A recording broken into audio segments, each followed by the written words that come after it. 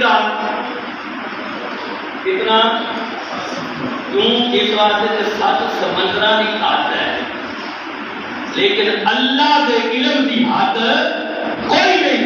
سات سمندر ہمیں جیسے بڑے جو بڑھنا ہی کوئی حد ہے لیکن اللہ دے علم کی حد کوئی نہیں. پھر فرماتے ہیں کہ مصطفیٰ کا علم سرکار کا علم اللہ کے علم کے مقابلے میں ایک قطرے کا کروڑواں حصہ نہیں ہے.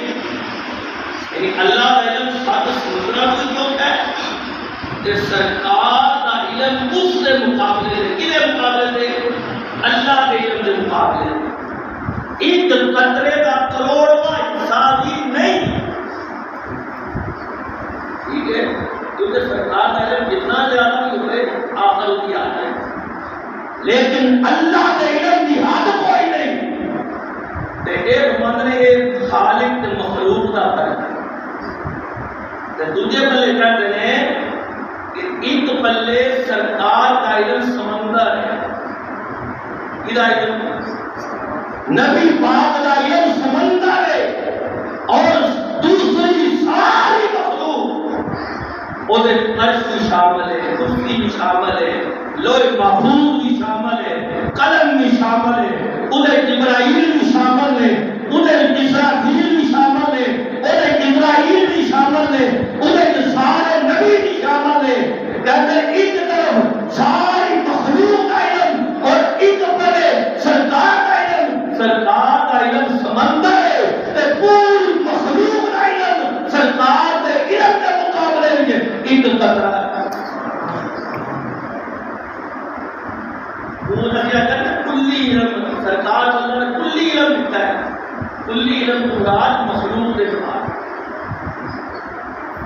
کلی علم کے اعتبار ہے ادھر اعتبار ہے خالق کے اعتبار نہیں. خالق کا علم ایک کلی ہے اور اس کے مقابلے سرکار کا علم ایک جزئی ہے. فرماتے ہیں سرکار کا علم بھی کمال سرکار کے احکامات بھی کمال. کہنے ان ہوا نبی الجمیع فاول حامد. کہنے جب سرکار آر شاید ہی نبی صرف انسانہ نہیں پہلے کتنے نبی آئے نے اور ادھر آئے نے صرف انسانہ. یہ سیدنا سلیمان علیہ السلام آئے نے جن انہوں نے تابے ہوا انہوں نے تابے پرندے انہوں نے تابے لیکن نبی صرف انسان نہ دے انہیں صرف انسان نہ دے. لیکن نبی اکرم نور مجسم شفیع مجسم صلی اللہ علیہ وسلم آپ صرف انسانہ کے نبی نہیں بلکہ ارسلتو الی الخلق کافہ. اللہ نے اپنی ساری مخلوق پر منو نبی بنا دی.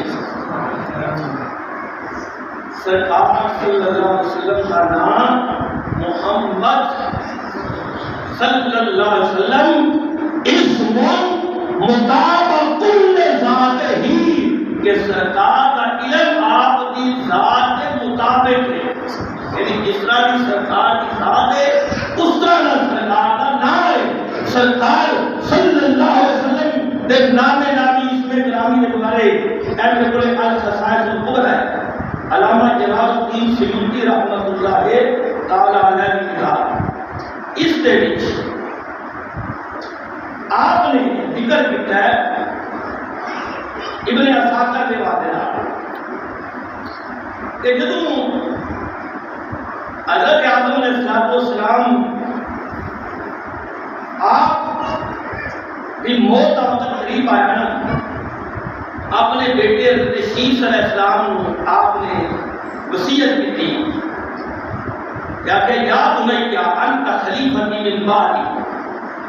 اللہ میرے پتر تو میرے بعد میرا خلیفہ ہے یعنی میرے بعد خلافت تیرے کو ہے. فخذها بإمارة التقوى وقربة الوثقى.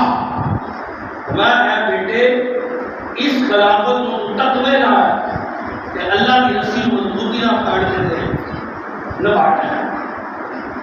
پھر فرمایا کلما ذکرت اللہ فاذکر الی جنبہ اسم محمد، میں پتر جب نہ لینا اللہ کا ذکر کرنا ہے، جب بھی اللہ کا ذکر کرنا ہے، کلما جب بھی جس میں ذکرت اللہ، تو نے اللہ کا ذکر کرنا ہے، جب تو اللہ کا ذکر کرنا ہے تو کیا کرنا ہے؟ فاذکر الی جنبہ اسم محمد صلی اللہ علیہ وسلم، میں پتر اس بڑے نبی پاک کا نام یہ اللہ کا ذکر کرنا ہے، اللہ کے حبیب کا ذکر بھی کرنا ہے۔